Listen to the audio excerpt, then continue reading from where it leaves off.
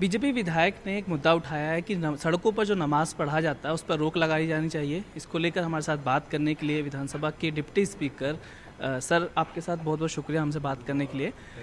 Sir, आज जो कर्नैल सिंह ने जो कहा है कि नमाज को रोका जाना चाहिए, क्या आपको लगता है कि एक तरीके का चलन नया दिल्ली में स्टार्ट हो जाएगा, इस तरीके का कोई करके कुछ नया? नहीं, नया चलन नहीं होगा। जिस प्रकार से दिल्ली के अंदर ट्रैफिक का बहुत बुरा हाल है और यदि ट्रैफिक में हिंड्रेंस है और मेन रोड पर नमाज पढ़ी जा रही है तो निश्चित रूप से नहीं पढ़ना चाहिए। मैं उसका पक्षधर हूँ।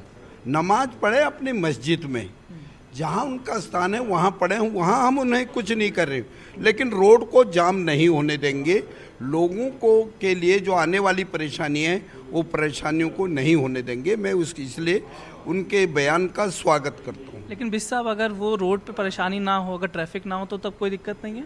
नहीं, आप उधर क्यों नहीं करना चाहते? मस्जिद में क्यों नहीं करना चाहते? वहाँ से कोई ना कोई तो आता होगा, इसीलिए तो रोड बनी हुई है। वो रोड बनने का मतलब क्या है? वो मस्जिद के लिए नहीं बनी है।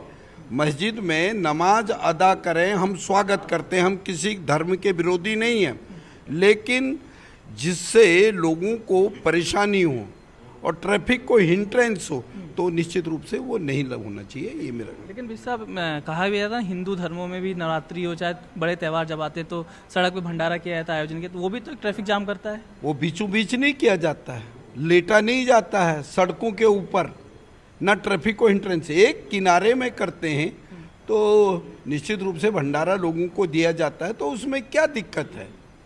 भंडारा पाने के लिए वो हिंदू हो या मुसलमान हो, वो हर व्यक्ति भंडारा लेता है, ऐसा मेरा मानना। पर ट्रैफिक तो उससे भी रुकता है सर।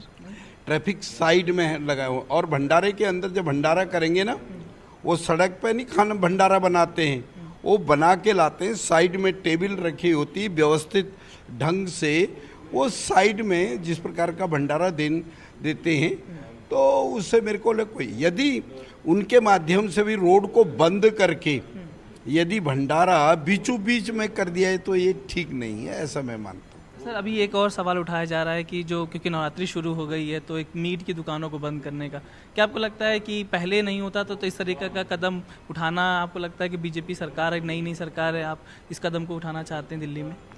नहीं, बीजेपी की सरकार कोई आज थोड़ी, 1993 से लेकर 1998 थे, इन पिछले वर्षों के अंदर और लोगों की सरकारें रही, लेकिन हमारा सीधा सीधा कहना ये है कि जिससे धर्म को या धर्म प्रेमियों को उन चीज़ों से कहीं नफरत होती हो या उससे वो दूर जाते हों, तो दुकान बंद करने का क्यों नहीं बंद होना चाहिए? मीट की दुकानें निश्चित रूप से बंद होनी चाहिए।